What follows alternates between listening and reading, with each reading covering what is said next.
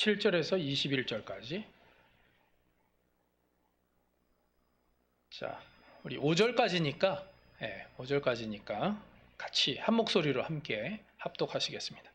자, 시작. 내가 이 세대에서 부한 자들을 명하여 마음을 높이지 말고 정함이 없는 재물에 소망을 두지 말고 오직 우리에게 모든 것을 후히 주사 누리게 하시는 하나님께 두며 선을 행하고 선한 사업을 많이 하고 나누어 주기를 좋아하며 너그러운 자가 되게 하라.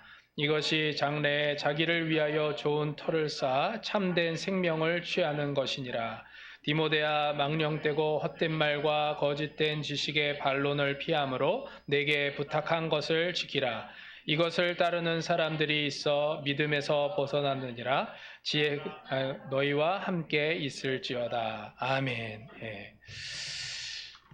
자, 오늘 말씀은 궁극적 가치를 추구합시다라는 제목으로 함께 은혜를 나누도록 하겠습니다. 우리 옆 사람하고 좀 인사하겠습니다. 우리 제목으로 여러분과 옆 사람하고 좀 인사하겠는데, 궁극적 가치를 추구합시다.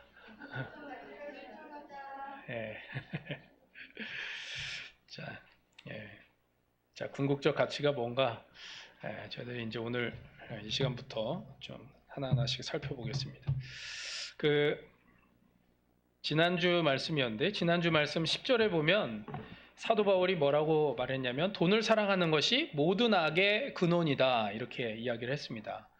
근데 그렇게 얘기를 하고 나니까 아무래도 또 그냥 일반적으로 이야기하는 것으로 끝나지 않고 에베소 교회, 그때 당시 에베소는 부자 동네였거든요. 부자 동네.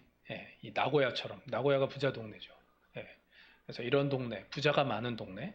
근데 그래서 에베소 교회도 부자가 많이 있었나 봅니다. 그래서 사도 바울이 디모데에게 이 부자들에게 권면하고, 또 어떻게 보면 좀 이렇게 좀 엄격하게 좀 당부하는 그러한 메시지를 지금 전하고 있는 것입니다. 여러분들 아마 잘 아시는 단어가 있죠. 갑질이라는 단어가 있습니다. 그 갑질은 그 자본주의 사회에서 자신의 부를 자신의 뜻대로 사용하는 것. 근데 그런 가운데 어떤 이제 자기의 어떤 부들을 통해서 상대방을 압박을 넣거나 그리고 압력으로 행사하는 그런 것들을 갑질이라고 얘기를 하죠. 근데 이제 자신의 부가 자신을 다른 사람들과는 다른 신분이라고 착각해서 나오는 게 갑질이죠. 그죠? 그래서 나타나는 현상이 갑질입니다. 그래서 예전에 대한항공 그것도 그런 거죠. 내가 누군지 알아, 뭐 이런 거죠. 그런데 또 거기에 또 굴종할 수밖에 없어요. 하라는 대로 또 따르고 이러니까 이게 이제 갑질이죠. 일본에서는요, 이걸 뭐라고 얘기하냐면 에라이히토라고 그래요. 에라이히토. 일본말로 얘기하면 에라이히토지만 보통 또 뭐라고 얘기하냐면 VIP. 일본에서는 VIP라고 안 하는 거 아시죠? 비프라고 그래요. 비프 오셨다, 이렇게 얘기해요. 근데 그 사람들이 거의 대부분 뭐냐면 돈이 많은 사람. 근데 지금 한국이나 일본이나 뭐 중국도 마찬가지고 뭐 세계 여러 곳에, 특히 뭐 미국 더한 것 같아요. 돈이 많은 사람, 이 사람이 성공한 사람이다라고 생각하는 경향이 강해졌어요. 예전에는 안 그랬거든요. 예전에는 철학자라든지 어떤 지식인들이라든지 이제 이런 사람들이 더 존경을 받기도 하고, 그리고 또 검소, 절약, 그리고 근검, 청빈 뭐 이런 거에 대해서 되게 이제 좋게 여기는 경우가 많았는데 요즘엔 그러지 않아요. CEO, 미국의 빌 게이츠, 워렌 버핏 이런 사람하고 1시간 이야기하는데 뭐 몇 억이 들어요. 돈이 들죠. 그러니까 그만큼 이야기하고 싶은 거예요. 근데 왜 이야기하고 싶죠? 뭔가 얻어내서 나도 성공하고 싶다, 이거죠. 그래서 이제 그런 것들을 듣고 싶어하는 경향이 강해졌어요. 지금 일본도 마찬가지예요. 여러분들 일본도요, 무슨 세미나 같은 것들 중에서 성공한 사람의 어떤 뭐라고 그러죠? 어떤 세미나 같은 거 이런 거 있으면요 얼마나 사람들이 바글바글한지 몰라요. 그거 막 한 번 듣기 위해서 막 신청하고 뭐 줄 서야 되고 또 그 뭐 들어가는 사람들 그 표 받아가지고 혹시 또 못 들어가면요 또 실망하고 막 이런 경우가 얼마나 많은지 모릅니다. 그러나 부는 여러분들 아시겠지만 은사입니다. 은사고 하나님의 선물이에요. 이거는 자랑하거나 부러워할 것이 아니라 어떻게 사용해야 되느냐가 더 중요한 거예요. 그런데 많은 사람들은 그런 사람들을 통해서 뭘 하죠? 어떻게 하면 더 많은 부를 얻을 수 있는가? 그러니까 얻는 거에 대해서만 어떻게 취하느냐에 대해서만 생각을 하는 거예요. 그걸 어떻게 써야 되느냐는 생각을 잘 안 해요. 여러분들 부는 이 부라고 하는 건 도구적 가치일 뿐이에요. 도구적 가치. 오늘 제목이 뭐죠? 궁극적 가치라고 말씀을 드렸습니다. 우리 크리스찬들에게 궁극적 가치는 뭘까요? 돈은 아닌 거 알겠죠? 이게 도구적 가치라고 하면 궁극적 가치는 뭘까요? 그거는 하나님을 사랑하고 이웃을 사랑하는 거예요. 예수님께서 바리새인에게 얘기하셨죠.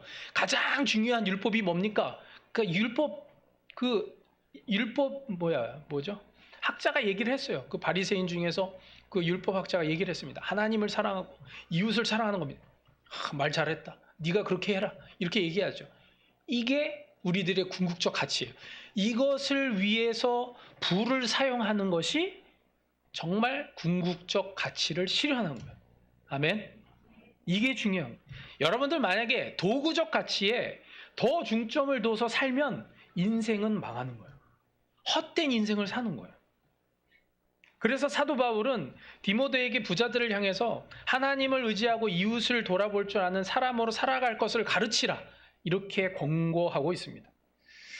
부에 관해서는요 긍정적인 면과 부정적인 면이 동시에 있다는 것을 우리는 잘 인식하고 있어야 됩니다. 부에 대해서 긍정적인 면만을 강조하면 뭐가 되죠? 기복신앙이 되는 거예요. 번영신학이 되는 거예요. 그런 쪽이 있죠. 그런 쪽. 그죠? 이렇게 교단들 보면은 좀 그런 데 강조를 하는 데가 있어요. 부에 대해서 긍정적인 면만을 강조해요. 또 부에 대해서 우상이라고 말하고 우상숭배라고 말하면서 금욕과 청빙만을 강조하면 그것도 건강한 관점은 아니에요. 어떤 목사님을 말할 때 청빙만으로 평가하는 것은 치우치고 협소한 평가가 될 수 있어요. 그죠? 총체적으로 평가를 해야지 그분은 검소하고 근면하고 그러니까 너무 좀 목사입니다. 이것만 가지고 얘기하면 안 된다는 거예요. 그럼 치우치는 거예요. 이쪽으로 한쪽으로 치우치는 거죠. 전체를 봐야 되는 거예요. 전체를. 여러분들 그러니까 이쪽으로도 치우칠 수 있고 이쪽으로도 치우칠 수가 있는 거예요. 양쪽을 다 봐야 돼요. 성경은 부자를 정죄하지 않습니다. 부에 대해서 정죄한 적이 없어요. 그리고 항상 성경은요 양쪽을 다 이야기합니다. 양쪽을 다 얘기해요. 근데 그거는 여러분들이 잘 생각해야 될 게 시대 상황과 또 사람에 따라서 얘기하기 때문에 그러기 때문에 이렇게 얘기할 때도 있고 이렇게 얘기할 때도 있는 거예요. 근데 이거를 여러분들이 생각할 때 왜 성경은 이렇게도 얘기하고 이렇게도 얘기하지? 그러니까 그냥 표현만 가지고 우리들은 그렇게 판단을 하면 안 돼요.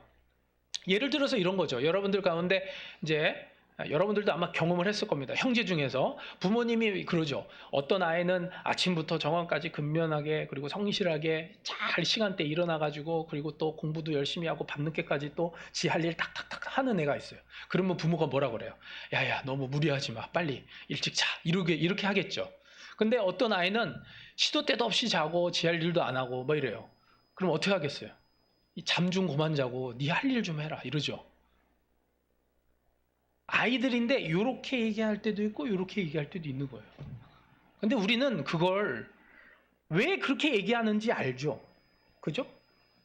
그러니까 하나님의 말씀도 똑같은 거예요. 이렇게 얘기할 때는 왜 그렇게 얘기를 하는지 어떤 상황 속에서 이렇게 얘기하는 것이고 이때는 또 어떤 상황 속에서 이렇게 얘기하는지를 알아야지 이렇게 얘기하고 이렇게 얘기하니까 이건 뭘 하라는 거예요. 이렇게 너무 단순하게 어떤 목사님이 그러는데 뇌를 좀 갖고 오셔서 이 생각을 좀 해야 되는 거예요. 생각을. 그러니까 생각하지 않으면 어떻게 된다고요? 세상의 흐름대로 그냥 따라 사는 인생 되는 거예요. 생각하면서 살아가야 돼. 우리가. 오늘 말씀은요, 부자들에게 말하는 말씀이지만 오히려 모든 이들에게 물질이라고 하는 부를 어떻게 생각하고 사용해야 되는지에 대해서 이야기하는 겁니다. 삶이 힘들어 자기를 돌아보기 힘들다고 하더라도 하나님을 의지하고 이웃과 더불어 삶을 살아가는 그러한 삶도 필요하다고 이야기하는 거죠. 저도 마찬가지였어요. 제가 초등학교 때는요, 한국이 그렇게 잘 살지는 않았어요. 개발도상이라고 해야 되나요? 뭐 개발도상이라고 하지만 그때 당시에 제가 이제 강남에 살았잖아요. 그죠? 강남이 기준이 되면 안 되는데 죄송합니다. 하여간 거기가 그런 애들이 많았어요. 강남조차도 그런 애들이 많았으니까 제 초등학교 때 신문 배달하는 초등학생이 많았다. 저도 6학년 때 신문 배달 했다니까요.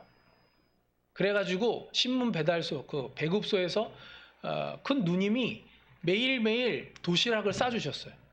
양은 그릇에다가 밑에다가 보리밥 넣고 그 다음에 위에다가 잘게 썬 김치를 쫙 깔고 그 위에다 계란 후라이, 이 계란 후라이 이게 들어가는 게 이제 너무 좋은 거죠. 그래가지고 꾹 눌러가지고 그걸 하나씩 다 싸줬어요. 근데 그렇게 되면 막 냄새 나죠. 뭐 또 국물이 흐르죠. 막 이러는데도 그게 어딘 거예요. 거기 배급소에서 일하는 소년들이요. 거기 이제 다들 초등학생들이 많고 그러는데 다들 하루에 한 끼를 못 먹어요. 그러니까 그걸 줘야만 일을 할 수 있는 거예요. 그러니까 야 니네들이 학교 다니고 생활할 수 있도록 그게 아니라 이 누님이 그 누님이 주시는 건 뭐냐면 일을 하라는 거예요. 일을 배가 고파가지고 일 못할까 봐. 그래서 한 끼씩 그걸 주는 거예요. 그걸 가지고 아마 아시는 분들도 있지만 난로 있잖아요. 난로 그 옆에다가 이렇게 놓아요. 그러면 따뜻해지잖아요. 그럼 막 진동을 하죠. 그 교실에 막 김치찌개 같은 냄새가 나요. 막 진동을 하는데 그래도 그렇게 따뜻하게 데워가지고 먹는 얼마나 그게 또 맛있는지. 예. 그것도 못 싸운 애들이 있었다니까요. 그래서 초등학교 그 반에 그 결시가동을 위해서 그래도 또 그 안에서 또 잘 사는 애들이 있었기 때문에 돌아가면서 한 끼씩을 싸줬어요. 그런 적도 있어요. 근데 그때 이제 신문 배달하고 뭐 돈 얼마 안 받아요. 그때 당시에 하루에 한 달 200부 돌리면 2만 원 받았어요. 그때 한 달 일하면 2만 원. 근데 그걸 가지고 또 나눠요. 또 뭐 또 어려운 애들 또 나눠주고 같이. 예. 홈레스들이 그런다고 그러더라고요. 서울역에 가면 하루에 뭐 이렇게 깡통 팔아가지고 2,000원 받잖아요. 그러면 돈이 없다 그러면 2,000원에서 1,000원 준대요. 근데 그 마음을 알아요. 그 없지만 뭐 없는데 어떻게 서로 없는데 줘야지 뭐. 서로 상부상조해야지 어떻게 하겠어요. 나 혼자 이거 쥐고서 이렇게 어떻게 사나요. 같이 어려운 거 아는데. 자, 고린도후서 8장 1절에서 5절입니다. 고린도후서 8장 1절에서 5절.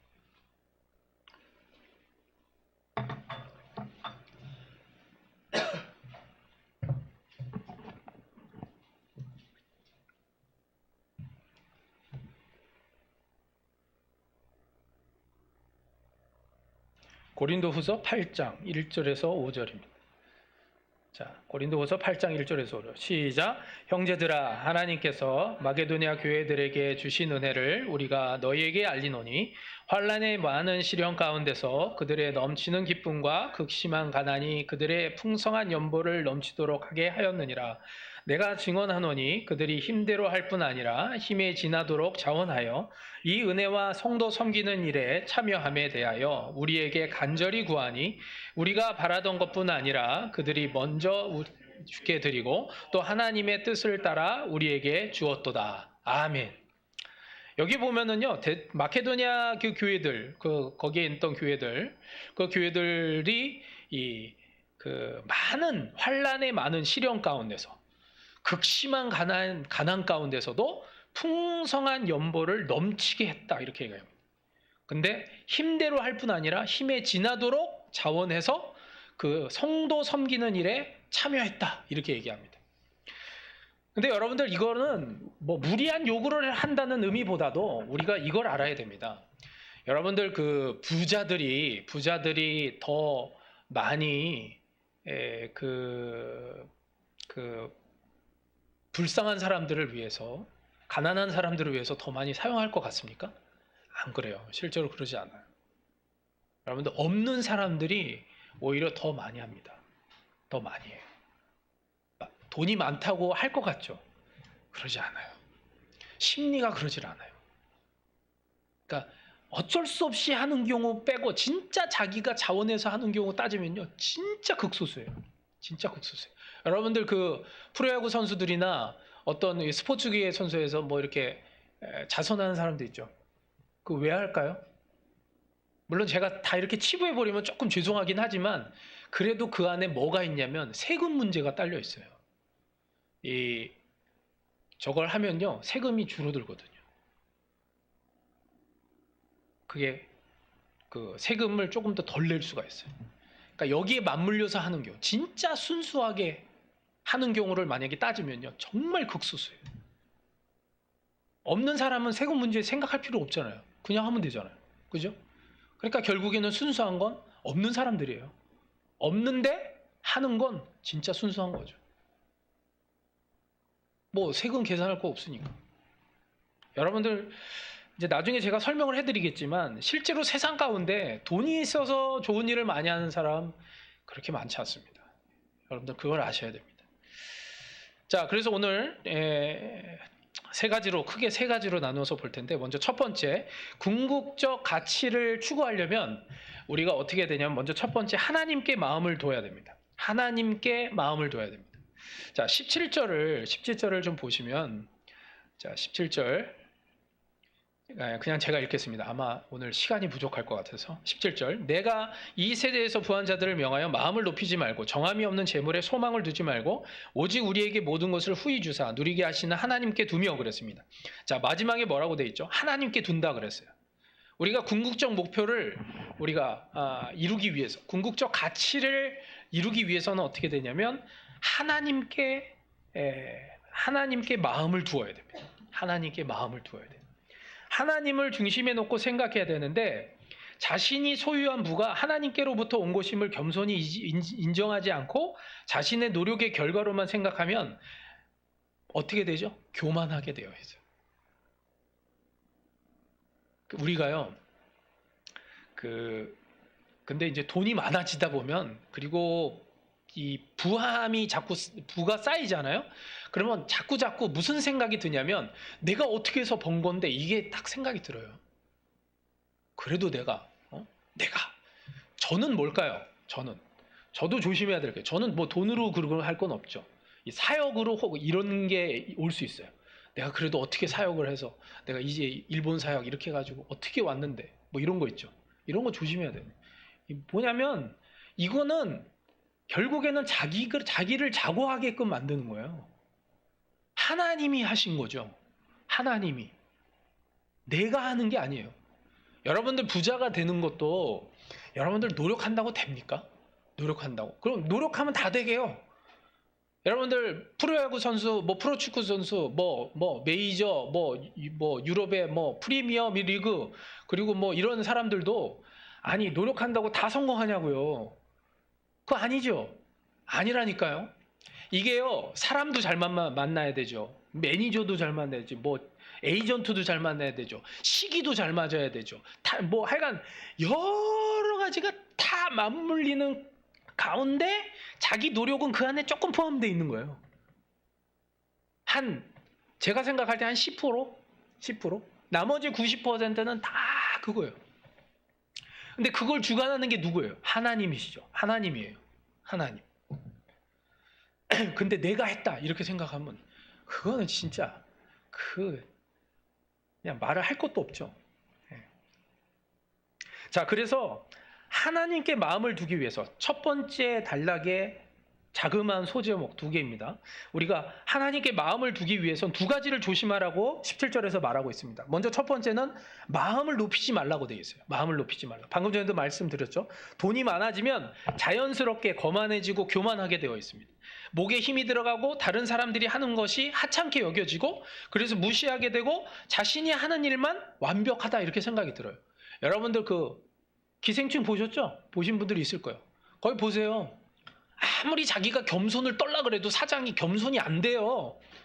그래도 사장님 착하죠. 그러고 그래도 저 정도 되는 사장이 어딨냐 이렇게 되지만, 거기서 문제가 일어난 게 뭐예요?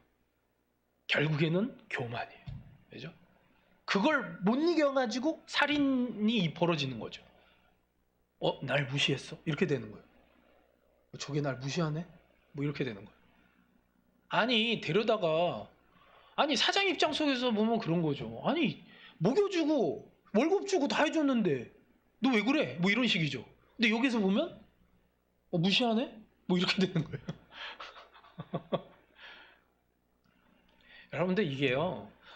지난주에도 제가 말씀드렸지만 겸손은 자기가 노력해서 되는 게 아니라니까요. 노력해서 되는 게 아니에요. 절대로. 근데 돈이라고 하는 건요. 우리를 교만하게 만든다니까요. 만들어요. 아무리 내가 교만하지 않으려고 아무리 노력을 해도 돈은 우리를 자꾸 높여줘요. 그러니까 우리 어떻게 해야 되겠어요, 이거를? 어떻게 해야 됩니까? 돈을 잘 사용해야 돼요. 근데 여러분들 보세요. 잘 사용하려고 하면 힘들어요. 잘 사용하려고 할 때 어떤 일이 벌어지냐면 이런 게 벌어져요. 내가 잘 쓰려고 하는데 거기에 문제가 생겨요. 잘 쓰려고 하면. 그러면 거기서 이런 생각이 들어요. 에이씨, 내가 도와준다고 하는데 뭐 이렇게 말이 많고 그냥 왜 이렇게 짜증나게 만들어. 이러면서 실은 관도. 이게 교만이에요. 근데 그거를 겸손하게 내 돈 좀 받아주세요. 내 돈 좀 써주세요. 이렇게 되면 자기가 이제 겸손의 길로 가는 거예요. 그래서 이런 식으로 써간 사람들은 돈이 아무리 많아도 겸손할 수가 있어요. 그런데 거기서 그걸 못 이기고 또 자기가 딱 치고 일어나는 거예요. 아니 내 돈을 내가 벌어가지고 이거 어떻게 번 돈인데 그걸 내가 조금 기부도 좀 하겠다는데 말이야 이 사람들이 아주 웃기네. 뭐 이런 식으로 되면 이거 못 넘어가는 거예요. 이게 교만이 겸손으로 못 가요. 근데 많은 사람들이 여기서 못 가죠. 왜냐하면 내 돈이라고 생각하니까. 내 돈으로 이렇게 하는데 이렇게 되니까. 요걸 넘어가야 돼요. 부자는 요걸 넘어갈 수 있어야 돼요. 근데 요걸 못 넘어가면 계속 거기 수준에 머무르고 결국에는 타락의 길로 갈 수밖에 없다는 거예요.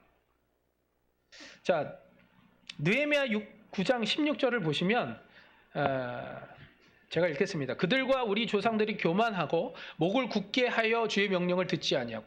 느헤미야가 그 이스라엘 백성들에 대해서 이야기를 한 겁니다. 목을 굳게. 교만하면 어떻게 되죠? 목에 힘이 들어간다 이거죠. 여기 목이 굳게 돼요 이렇게 얘기하는데 그래 목이 굳어지면 마음이 자고하여지고 이렇게 되면 결국에는 하나님의 말씀을 듣질 않는 거예요. 하나님의 말씀이 들어오질 않아요. 대표적인 인물이 누구죠? 사울 왕이잖아요. 그죠? 사울 왕. 하나님이 말씀을 하셔도 도저히 들을 귀가 없어요. 그 왜 그러죠? 돈 있죠, 권력 있죠, 자기 또 잘난 맛 있죠. 그러니까 이게 안 돼요. 겸손이 될 수가 없어요. 그러니까 여러분들 그렇게 올라가기 전에 미리미리 우리는 하나님의 말씀에 철저하게 겸손하게 순종하고 따라가는 법을 배워야 그래야 우리가 어느 정도 돼서라도 겸손을 유지할 수가 있지. 뭐 되면은 뭐 할 수 있고 어불성설이에요. 그 말이 안 돼요. 못 해요. 오히려 그렇게 되면 더 위험합니다. 더 타락할 수 있고 더 힘들다는 거예요. 자, 그래서 첫 번째, 두 번째입니다. 첫 번째, 하나님께 마음을 두기 위해서는 어떻게 되냐면 두 번째, 정함이 없는 재물에 소망을 두지 말아야 됩니다. 정함이 없는 재물에 소망을 두지 말아야 됩니다.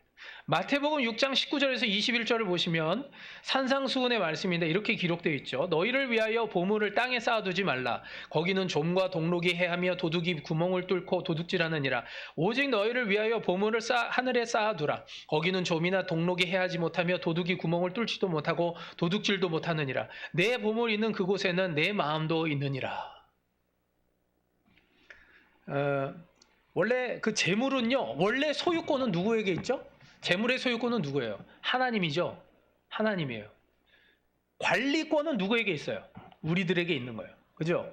관리권은 우리들에게 있어요. 자, 다시 말씀을 드리면 소유권은 하나님께 있고 경영권은 누구에게 있어요? 우리에게 있죠. 이걸 놓치면 안 됩니다. 이거를 착각하면 안 된다고요. 소유권은 누구요? 하나님이에요. 이걸 놓치면 안 된다고요. 이걸. 하나님이라고요. 아담이 요걸 놓쳤죠. 요걸 착각했어요. 그리고 요걸 자기 것으로 만들려고 했어요. 소유권을 내 걸로 만들려고 하자 결국엔 선악과를 따먹고 그리고 타락했습니다. 이걸 착각하면 안 된다고요. 여러분들 가운데서도 지금 부자가 되지 않건 내 소유의 내 모든 물질의 소유는 하나님이다라고 생각하는 사람과 아니야 이건 내 거야 내 건데 내가 내 돈으로 헌금하고 내 돈으로 내가 이거 하고 있고 내 돈으로 지금 봉사하고 있고 뭐 이런 식으로 생각하면 이거는 잘못 생각하고 있는 거예요. 이건 바른 신앙관이 아닌 거예요. 정함이 없는 재물은요 불안정성을 말하게 되어 있어요. 오래가지 못하는 재물의 특성을 나타내고 있습니다. 그러니까 그런 물질에 소망을 두는 게 얼마나 어리석은 일이에요. 동양 사상에 보면요 재물을 뭐라고 하고 있냐면 부운이라고 해놨어요. 부운. 이 뜰부자에다가 구름 문자를 써서 부운이라고 되어 있어요. 그러니까 뜬구름이라는 거죠. 뜬구름. 그러니까 재물을 동양 사상에도 그렇게 표현을 하고 있어요. 뜬구름 잡는다 이거죠. 뜬구름 잡는다. 물질을 잡는 게 뭐냐? 뜬구름 잡는 거와 똑같다 이렇게 얘기를 하는 거예요. 그러니까 허황되다 이런 거예요. 근데도 불구하고 사람들은 자꾸 재물을 붙들려고 한다는 거죠. 근데 많은 사람들은 자꾸 그 돈을 불리게 되면 뭘 하게 되죠?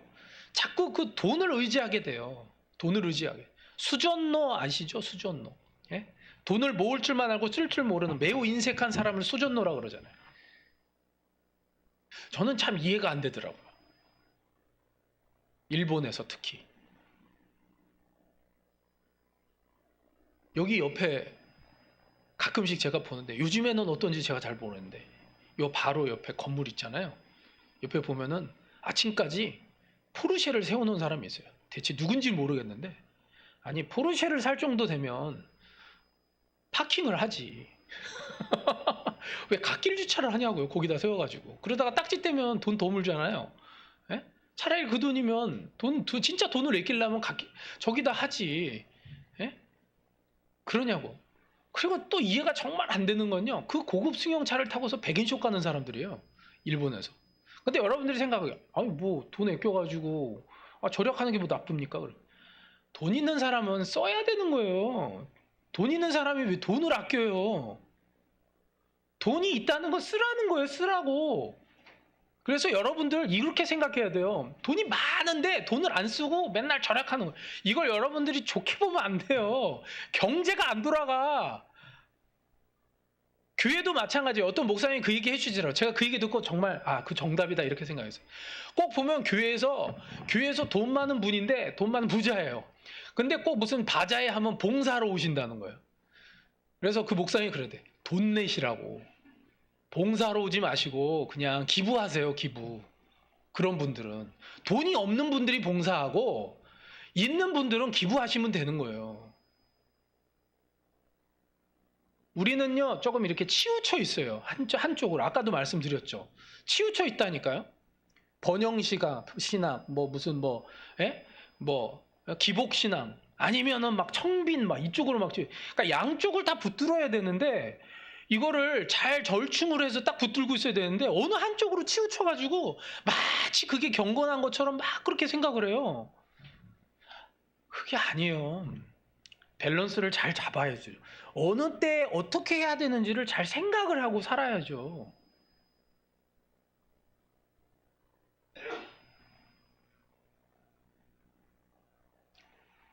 자, 시편으로 가겠습니다. 시편 49편 6절에서 8절입니다.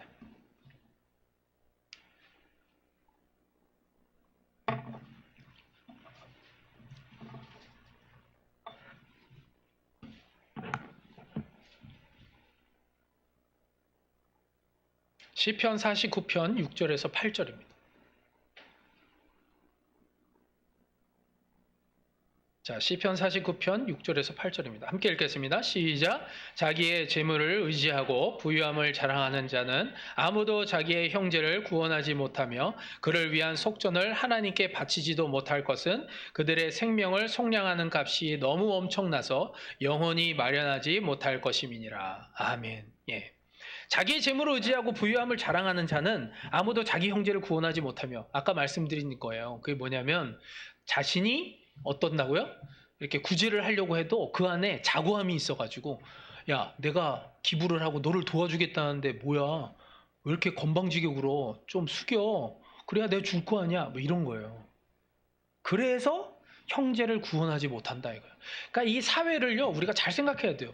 아니, 돈이 없는 사람이 부자에게 돈 받는 걸 창피하게 여기지 말아야 되고, 그렇다고 또 부자가 주는 걸, 야, 내가 주는데 왜 안 받아? 이러면 또 안 되는 거야. 내가 이렇게 베풀 수 있다는 것에 대해서 감사하게 생각하고 고마워할 수 있어야 되는 분위기여야 되고, 받는 사람도 감사하게 생각해야 되는데 서로 자고해. 뭐야, 네가 뭐 그래 돈 많아? 뭐 이런 식이에요. 이러니까 서로가 힘든 거예요. 서로가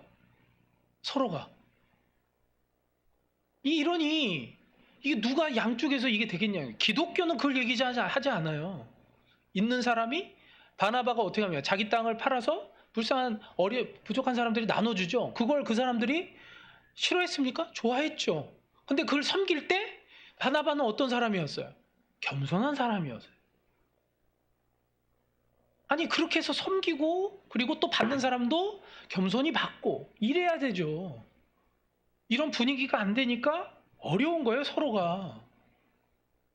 자존심만 내세우지 말고, 자고하는 마음이나 이러지 말고, 하나님께로부터 왔다, 또 이것을 감사하게 받고, 그죠? 그러므로 말미암아 서로가 좋은 방향으로 나아갈 수 있도록 해야 된다는 거예요.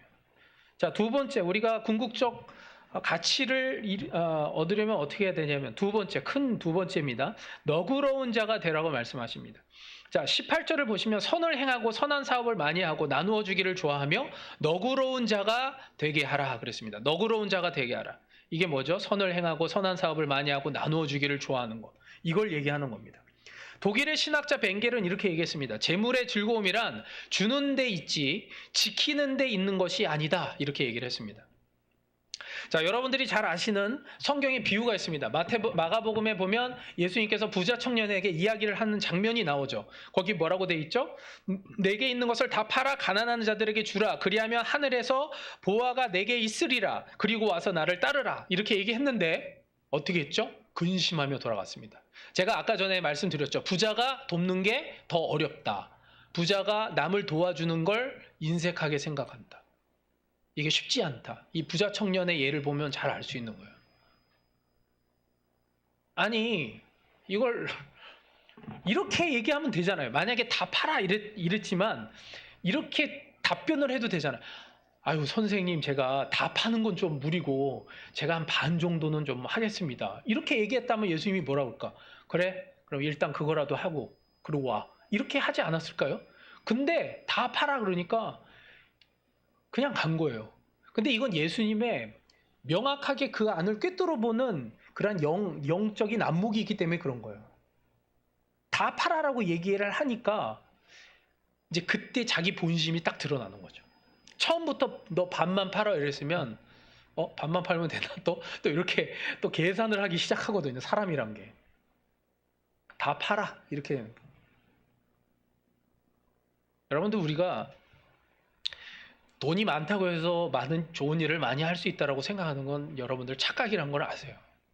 그러지 않습니다. 그건 우리들의 환상이에요. 그렇게 할 수 있을 것이다. 그렇게 하는 사람도 있겠지. 물론 있습니다. 그러나 정말 적습니다. 극소수예요. 소수라고요. 많지 않습니다. 그래도 이 세상에서 여러분들 한국의 교회들이 그렇게 지탄을 받고 있지만 한국에 얼마나 많은 교회들, 자그마한 교회부터 얼마나 많은 교회들이 그래도 구제와 선교를 하고 있는지 몰라요. 큰 교회 없어도요, 80%에 해당하는 그 교회들, 80%, 90%에 해당하는 그 미자립 교회를 포함한 정말 중소교회들이 하고 있는 것만으로도요, 정말 한국의 복지부에서 하고 있는 것보다 더 많은 일을 합니다. 정말 더 많은 일을 해요. 이건 제 얘기가 아니에요.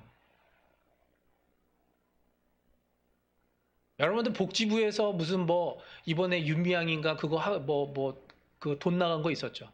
벌써 여러분들이 뉴스에서 보신 명성교회는요 벌써 지어드렸어요. 그거 뭐 지탄은 받고 있지만 벌써 했고 거기서 벌써 위안부 할머니들 살고 계시고 벌써 그런 거 하고 있다고요. 거기뿐만이 아니에요. 하는 곳 많아요. 여러분들 뭐 불교가 할 것 같습니까? 천주교가 그런 일들을 많이 할 것 같습니까? 별로 많이 안 합니다. 실제로 보면 그렇게 많이 안 합니다. 진짜 그래요.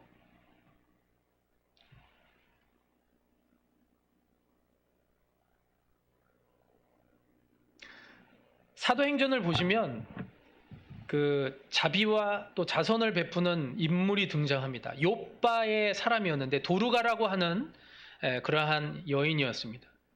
근데 그 아람식의 이름은 다비다였습니다. 다비다. 아마 여러분들 들어본 적이 있으실 겁니다. 다비다 쿰이죠. 다비다 쿰. 그죠? 선행을 많이 베풀었습니다. 특히 노인이나 과부들에게 속옷을 만들어서 줬던 사람입니다. 사도행전 9장 39절에 이렇게 나옵니다. 베드로가 일어나 그들과 함께 가서 이름에 그들이 데리고 다락방으로 올라가니 모든 과부가 베드로 곁에 서서 울며 도르가가 그들과 함께 있을 때에 지은 속옷과 겉옷을 다 내보이거늘 그랬습니다. 지금 다락방에 과부가 그 도르가와 그러니까 과부들이 도르가와 함께 있는 것을 베드로가 봤는데 이 도르가가 지금 어떤 상황이냐면 죽었어요. 병이 들어서 죽어 있는 상태입니다. 자, 근데 이 과부들이 속옷과 겉옷을 다 내보였다 이렇게 얘기합니다. 이게 무슨 말이에요? 도르가가 속옷과 겉옷을 지어서 그들에게 베푼 거예요. 그래서 이게 증거물이라는 거죠. 이 도르가가 우리들을 위해서 속옷과 겉옷을 지어가지고 이렇게 우리들에게 베풀었습니다. 베드로 보세요. 이 이야기를 하고 있는 거예요. 근데 그때 베드로가 어떤 일을 하죠? 도르가를 살려냅니다. 다비다 쿰. 그죠? 그래서 일어나라고 하죠. 그래서 살아납니다. 사도행전 9장 40절 그 다음 절 40절부터 42절을 보시면 베드로가 사람을 다 내보내고 무릎을 꿇고 기도하고 돌이켜 시체를 향하여 이르되 다비다야 일어나라 하니 그가 눈을 떠 베드로를 보고 일어나 앉은지라.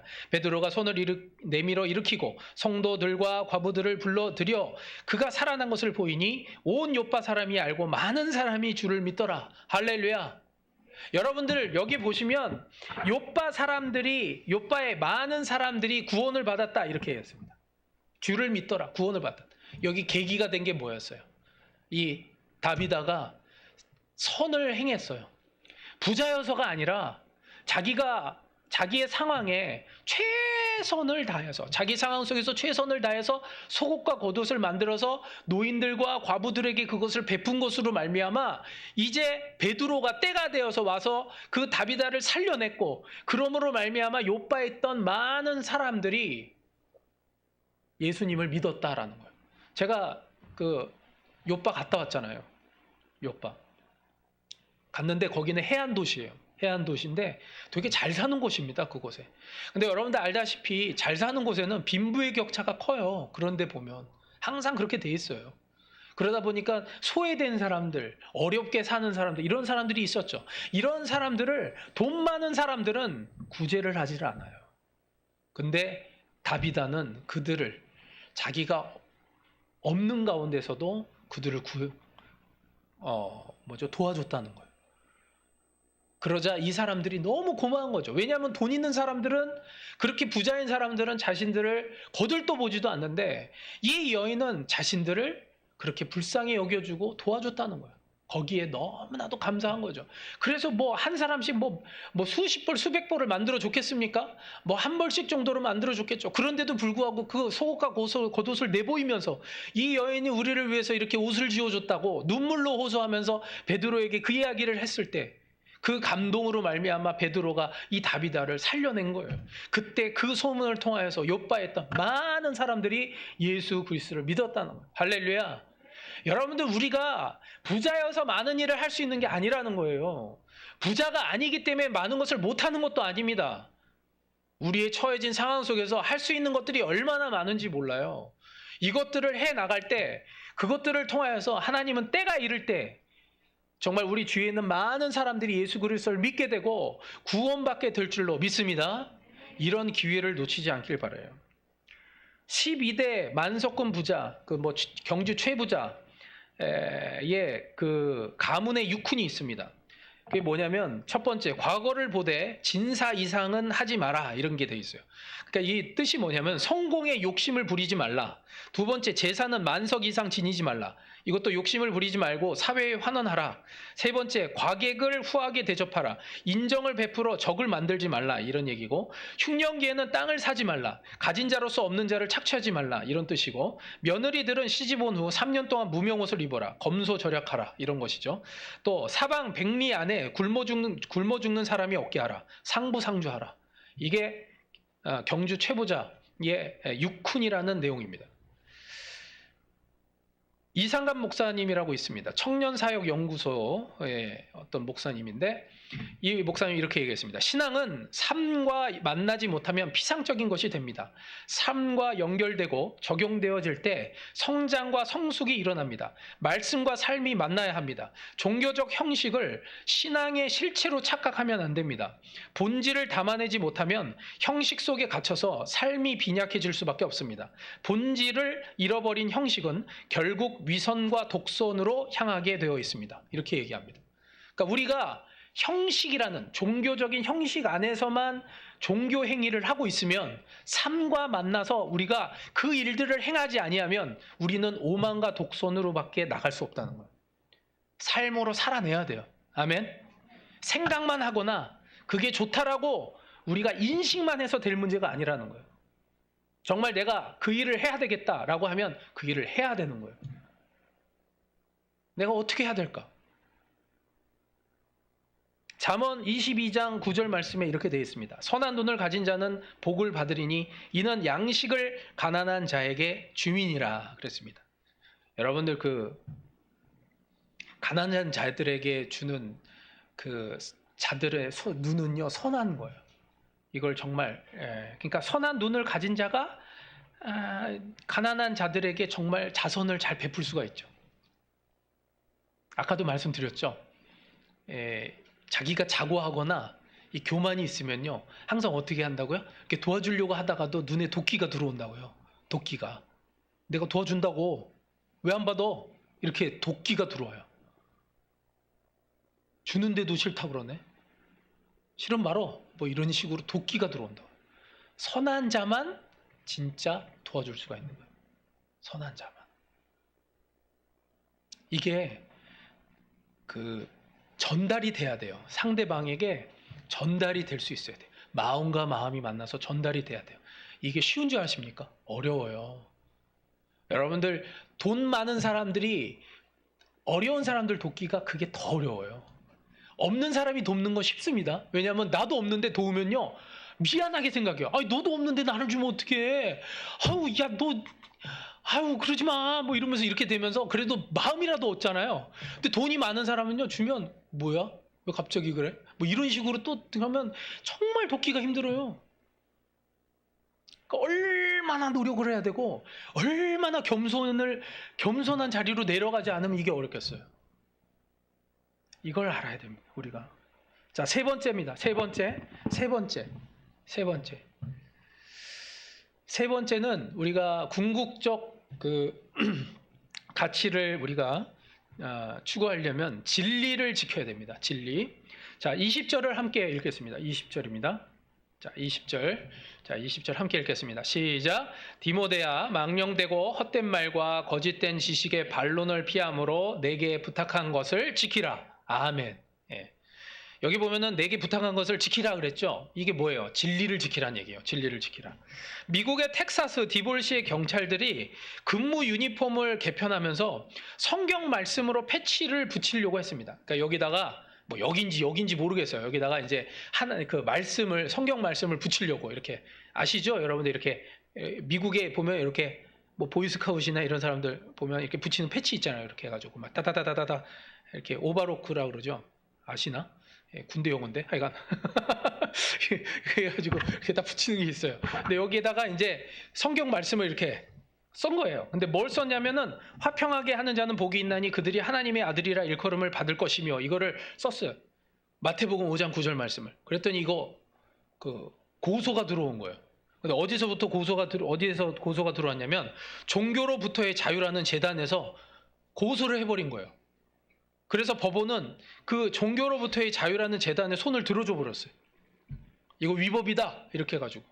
그래서 뭐 어떻게 해요? 디볼시는 그 경찰들은 할 수 없잖아요. 판결이 그렇게 났으니까. 그래서 포기할 수밖에 없었는데 그럼 다른 걸로 하자 이래가지고 In God we trust 이거를 이제 써서 붙이기로 했어요. 이 In God we trust는 어디에 있는 문구냐면 1달러에 보면 그게 나와 있대요. 1달러에 보면 그 지폐에 그게 있답니다.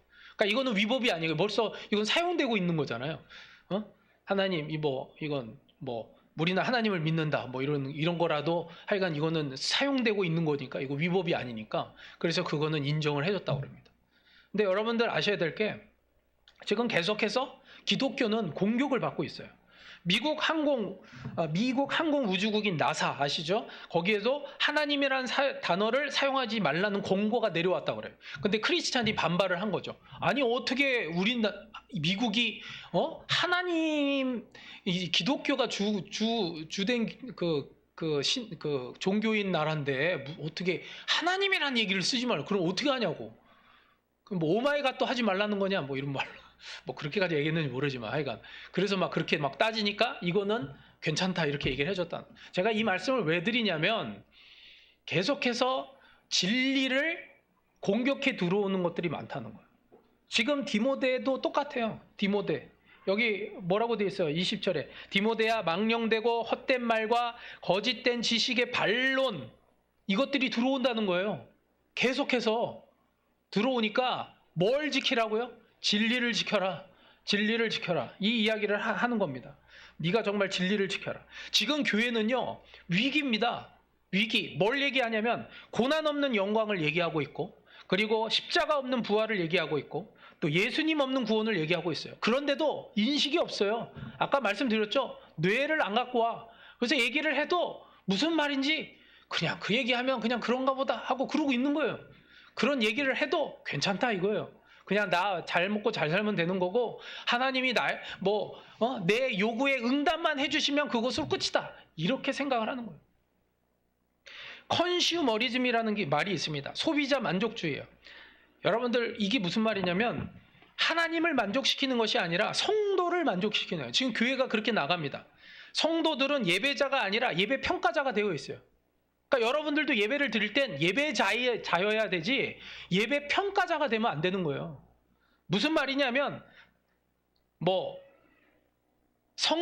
성가대를 평가하는 거야. 아, 이 교회는 성가대 정말 성가대 너무 찬양을 잘하네. 아, 이 교회 성가대 너무 좋다. 설교가 너무 좋다. 또 그리고 교회가 친절하고 좋네. 이걸로 내가 다닐 교회를 판단하는 거예요. 이게 그것을 통해서 내가 그것을 정해서 자기 이익과 자기 만족인 거죠. 소비자 만족죠. 이걸 또 목사님들은 또 이거를 또 얘기를 해요. 교회 성장 무슨 논문 같은 거 보면 이런 얘기가 다 들어가 있어요.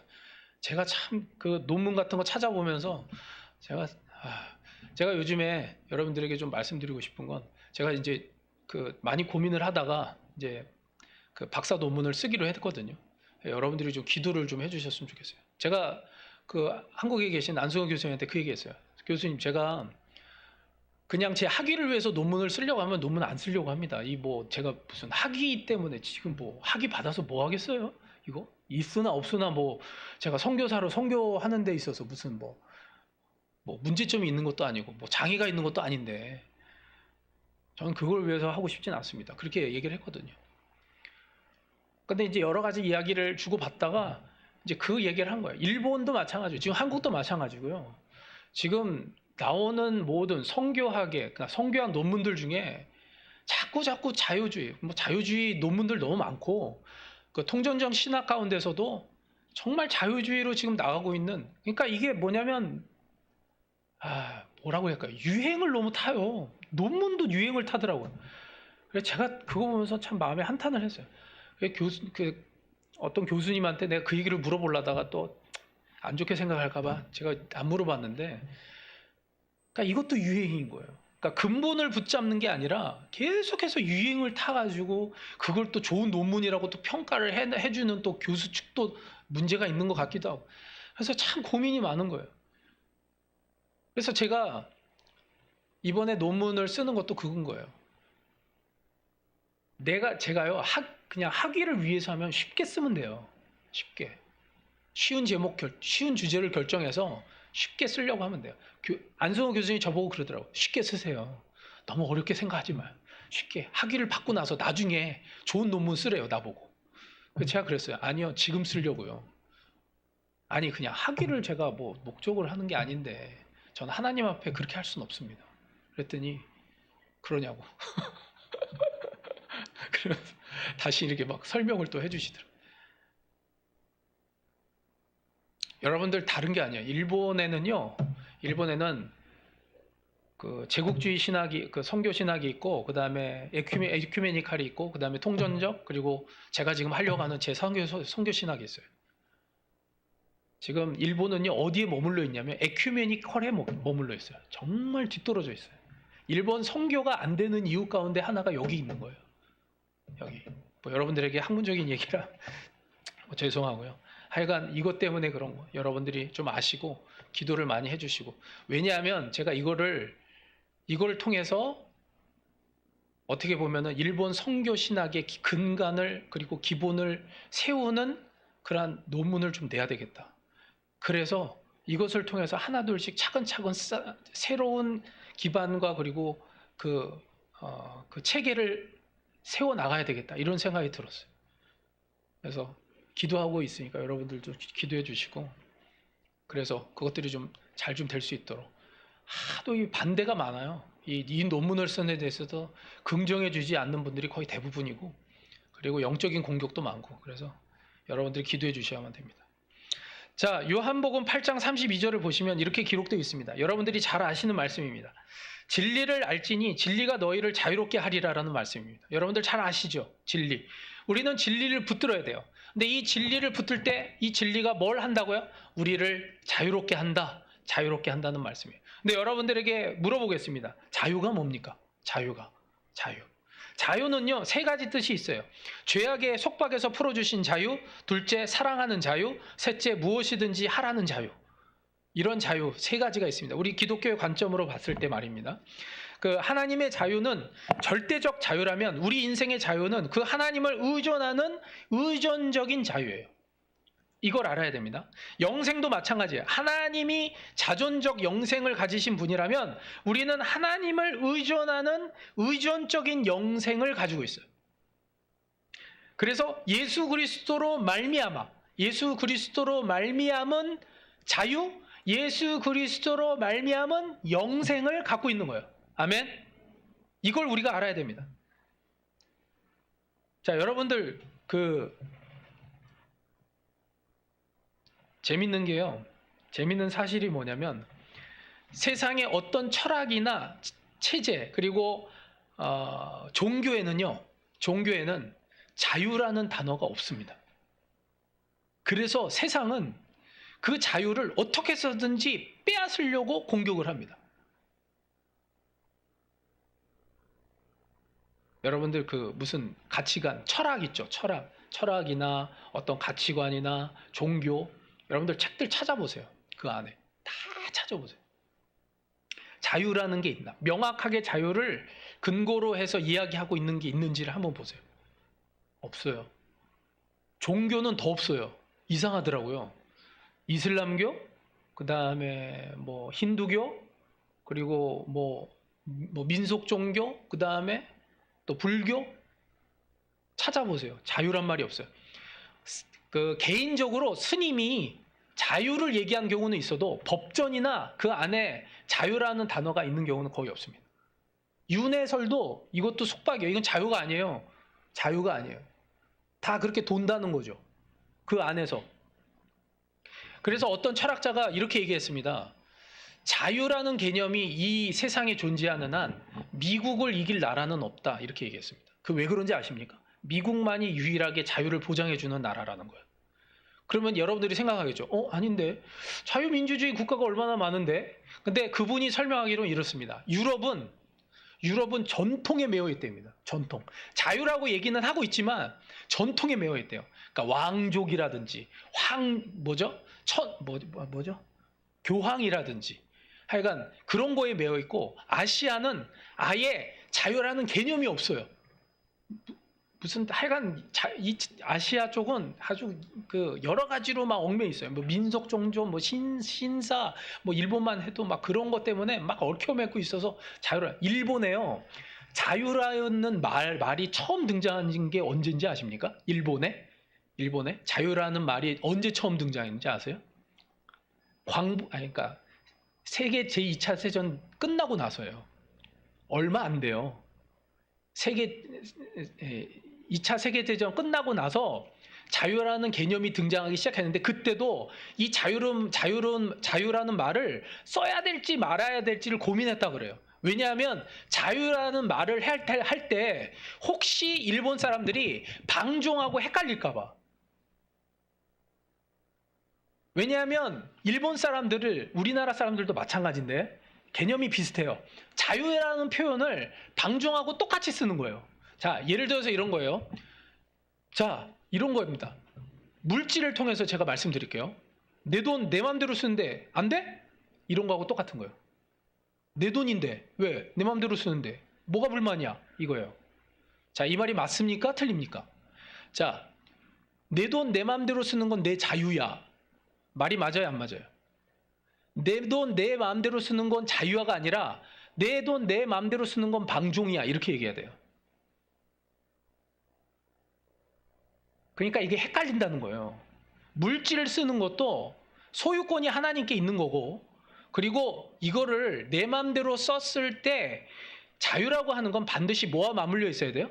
책임하고 맞물려 있는 거예요. 그래서 아까 제가 자유라는 개념을 제가 여러분들에게 설명할 때 자유는 누구에게로부터의 자유라고 그랬어요? 제가?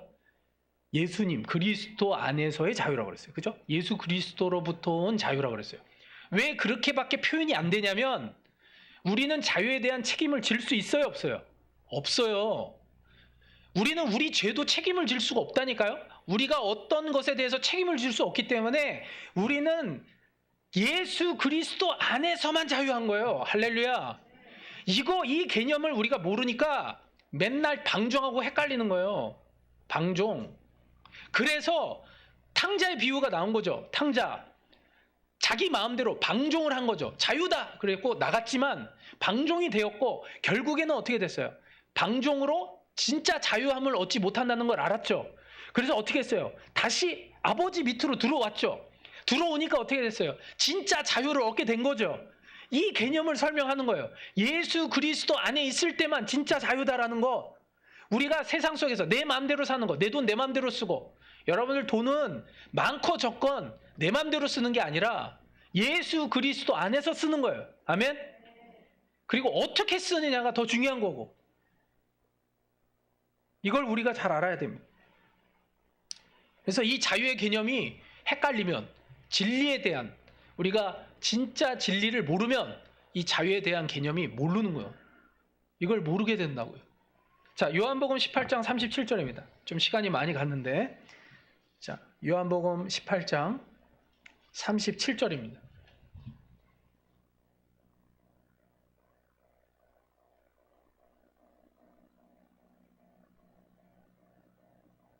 요한복음 18장 37절입니다.